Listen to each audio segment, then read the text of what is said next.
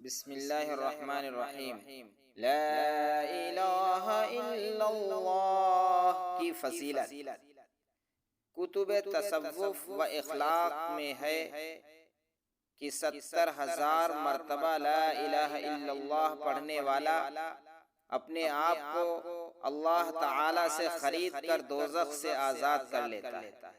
اس سلسلے میں یہ حدیث مرفوع ذکر کرتے ہیں: من قال لا الہ الا اللہ 70,000 فقد اشترى نفسه من اللہ۔ چنانچہ بزرگان کرام اس وظیفے پر ہمیشہ عمل کرتے ہیں، اپنے لیے بھی اور اپنے خاندان و احباب میں سے بعض خاص اموات کی مغفرت کے لیے بھی۔ کتاب مجالس سنیہ میں ہے کہ ایک صالح اور نیک جوان کشف سے مشہور تھا۔ ایک دن علماء و اولیاء کے مجمع میں وہ بہت رویا، یہاں تک کہ بے ہوش ہو گیا۔ رونے کی وجہ پوچھنے پر اس نے بتلایا کہ کشف سے مجھے معلوم ہوا کہ میری ماں وفات پا چکی ہے اور دوزخ میں ہے۔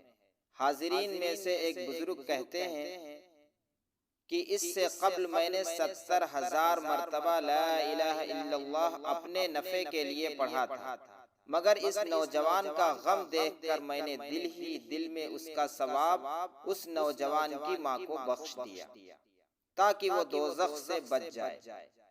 وہ بزرگ فرماتے ہیں کہ چند سیکنڈ کے بعد وہ جوان بہت خوش ہو کر مسکرانے لگا اور کہنے لگا: الحمدللہ، اللہ تعالیٰ نے میری والدہ کو ابھی ابھی دوزخ سے نکالا اور جنت میں داخل کرنے کا حکم دیا۔ وہ بزرگ کہتے ہیں کہ اس واقعے سے مجھے 2 فائدے حاصل ہوئے۔ اول یہ کہ مذکورہ صدر حدیث کا مضمون صحیح و صادق ہے۔ دوم یہ کہ اس نوجوان کے صاحب کشف ہونے کی تصدیق ہوئی۔